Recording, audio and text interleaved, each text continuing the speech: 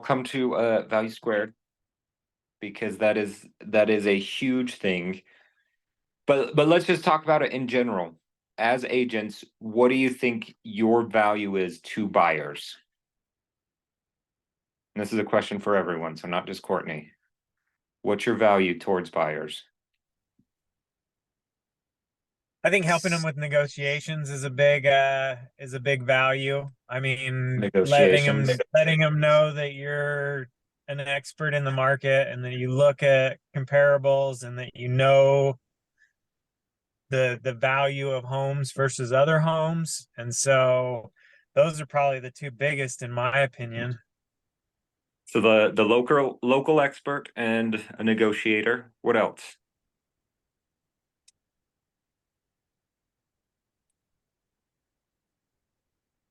You can help them understand the whole process, from start to finish. Yeah, kind of like the guide is how I would call that. Yep.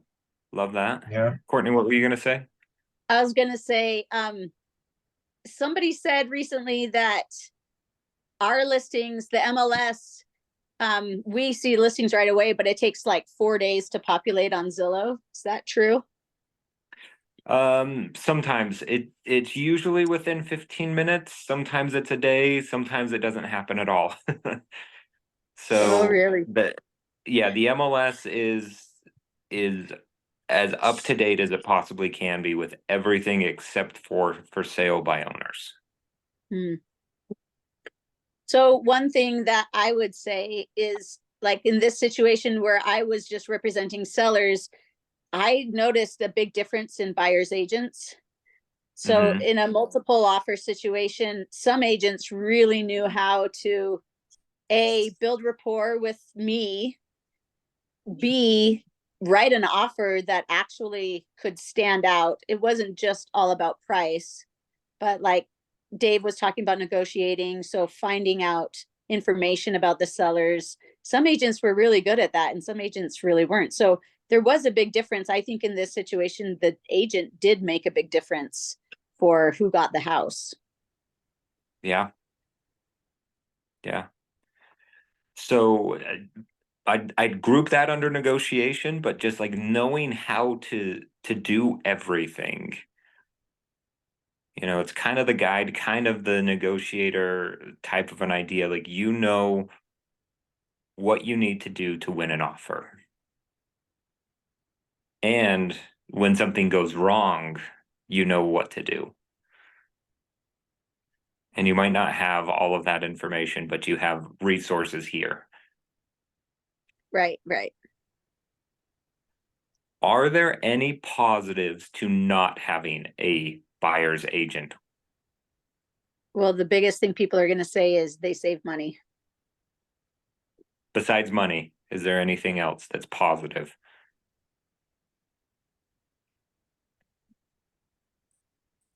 I don't think so. I think that a lot of times people assume that the agent that's representing the listing is going to help guide you through the paperwork if you don't have your own agent, and that's not the case.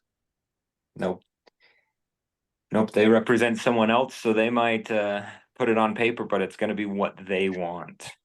Right? Like imagine Courtney if she had an unrepresented buyer that was like, will you help me make an offer? And she has 7 other offers.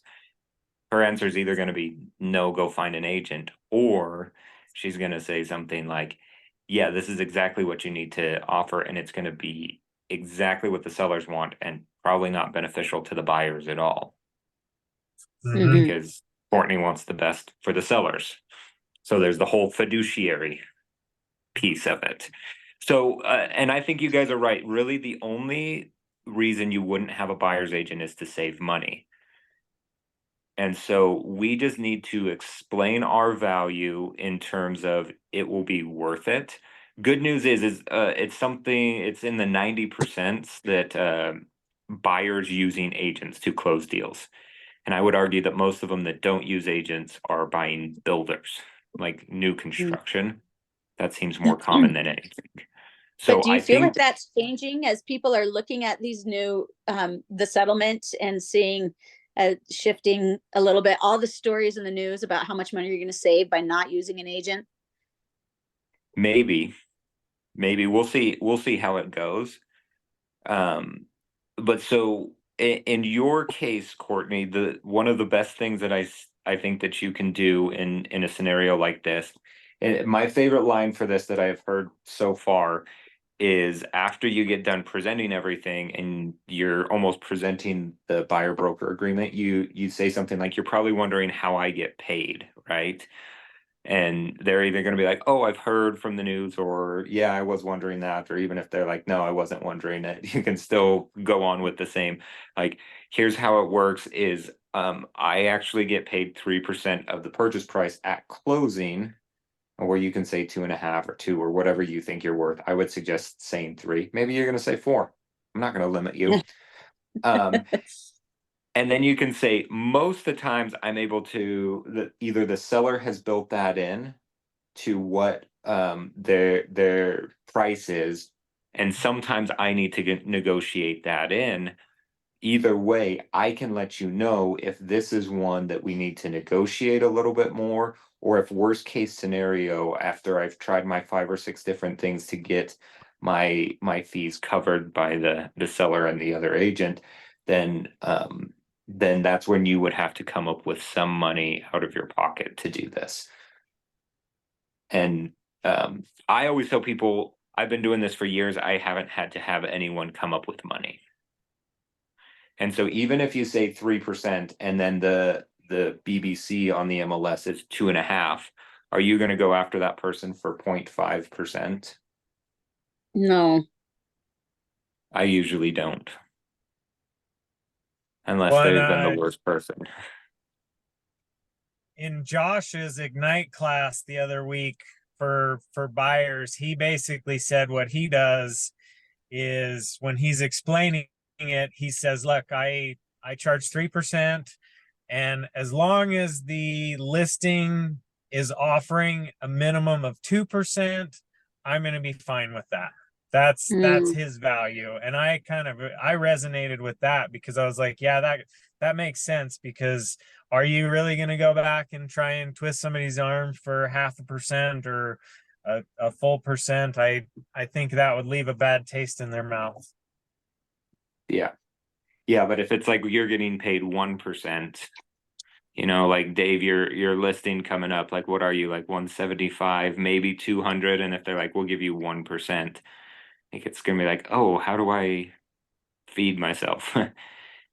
And that used to be the script for Yeah. people, is they would take out $1 and be like, this is imagine, or $3. They take out $3 so they didn't have to rip it. And he's like, this is the commission, 3%. So this first one actually goes to pay like my brokerage. The second one goes to pay taxes, and this third one goes to feed my family. My broker's not going to take less. Uncle Sam's not going to take less. So are you okay if I don't feed my family? I always thought that was very, very harsh, but it was at least like a realization that's like, I'm not going to collect all of this money, because if you're making like 18 grand on a sale, like that might sound like a lot for the work that you do to some people. But when they realize like, oh, there's a bunch of other hands in the cookie jar, and I'm not walking away with $18,000. Like, it seems a little Cameron? more okay. Yeah. I love that language. That script is really helpful. And I loved, Dave, what you said. I forgot. I don't know if I even caught that when Josh said that last week, but I really like that. So do you need to write that into your contract, like have an addendum or something so that people know, or Nope. can you just have an oral agreement and that's okay? You can just do that, because it is up to you to enforce that. So if you put 3% and then the buyer or the seller's like, I'll do 1.5, you already have 1.5 coming. You can go after them for 0.5%, a full percent, the 1.5%, or just walk away with it. I would suggest every single time starting with getting the sellers to pay more. And then if they are not willing, talking to the other broker or the other agent to see if they are willing, and then you would go to the buyers. Mm-hmm. So Okay. most times you're covered, you're good to go. I want to make a few things known here. As we were talking about your value, we didn't talk about opening home doors. We didn't talk about finding houses. There was a handful of things that we do as real estate agents that you guys didn't say was our value proposition. So remember that your value is what the buyers think are valuable. And that might not be finding houses because they're all over the internet. Maybe it is opening doors because they can't do that as easily, but it's probably more of these negotiations, being the fiduciary, those kind of activities, guiding them through the whole process. Those are what's going to be the bigger value adds than finding the house, even though you will help with that. So, So, okay. and is it the case that we can't show a house like until we have an agreement, or is that a July change? You should live as if that's the now. Uh-huh. But that Yeah. is going to be official in July that you'll have to do it. So we're so close, you should just get used to doing it. Mm-hmm. Yeah. And I always tell people that if they want to cancel an agreement, I'm okay with that. I Mm-hmm. don't want to hold people hostage. I call it an easy exit agreement. And if you guys want, I can even show you like the language that I put. I usually don't have an addendum, but I have a specific addendum written up. Well, Dean does, that you can add in. Like, if you want to fire me, you can fire me at any point. I can also fire you at any point. And Mm-hmm. so that way we can just have a more generic buyer broker agreement. Mm-hmm. So, What if they fire you Yeah, I'd after like you've to done see a that. bunch of work? what was that, Courtney? What if they fire you after you've done a bunch of work? You just walk away and say, lesson learned? Yep. You got to continue to add value. Most Yeah. people don't fire you, and it is protected if you've shown them the house that you get Mhm. paid a commission based off of that house. So Okay. they can't you can't like open a door and then they fire you and then go under contract with that same house. Mm-hmm. So you're protected there. It's just more like if you showed them a handful of houses and then you're like, I hate them, and they're like, I hate you, and it's like, yeah, let's break up. How do you follow that? Is there's no record, right? You have to keep track of that, right? Yeah, and we'll have them sign something to make them feel better, like you're released from this kind of an idea. But realistically, again, you're the one that's going to police it. So if you even have an Uh-huh. email or a text thread that says, yes, you're canceled, I'm out, Uh-huh. then they're free to go work with someone else, because then you can show them like, yeah, I'm okay with it. I'm not going after the next agent or whatever. So, but like if they go under contract on a house that you've shown them, that's again just you following up, knowing that. Yep. So if you figure that out, then you can just call them up and say, look, we have an agreement that protects me from all of the homes that I showed. And there's a specific like number of months that you put in there. Sometimes it's 3 or 6 or whatever. I like 6 just in case, but it's the protection period. And that's the thing that will cover you. So if you're showing them houses and then even the agreement expires and they go work with another agent and see the exact same house, you just call that agent and be like, I showed them the house, and so pay me the commission for that. And they literally have to pay you the full commission. But you don't know that they go under contract, do you? How can you know that? That's the hard part, is knowing that they're under contract. Mm. Yeah. So Okay, this is super helpful, Cameron. Thank you. Yes. Go get agreements and then let people out if they want out. Those are kind of my opinions. Okay, So awesome. That's good really luck today. helpful. Go make some calls. Don't miss out on Johnny's market update. And then I'll see you guys all tomorrow in our team meeting. Have a Sweet. great one. See ya. See ya. See you then. A question. Cameron, Oh, yeah. is that one, Yes. is the quarter report gonna be by Zoom or is it? in Yes, it is person? on Zoom. Yep. Yeah, Okay. and I think I sent an email Um, out to you yesterday, Erica, that has the link in it. Oh, perfect. Thank you. And Yep. the class that Dean is gonna give about seller financing at 1 p.m. Yeah, Is for Seller it the financing will be live at the large training room. If you're gonna go to the office, you could also watch the market update there. It's gonna be streamed live as well. Okay. But yeah, it's at 10 and then at 1, right? yep. Yeah. So yeah, I'll be there at 1. Thank you so much. Will Dean's Yep. class be recorded at all? Yes. We're gonna make Hunter record it. Okay. We can watch it later. Hey, I talked to Jax Petty and Uh-huh. he's so amazing and so helpful. I want to go take his class in May. He said that there are agents who have made millions of dollars just doing the stuff that he's teaching them. Yeah. Who Yeah, is because it opens this? up a whole new group of buyers and sellers. It's Yeah. interesting.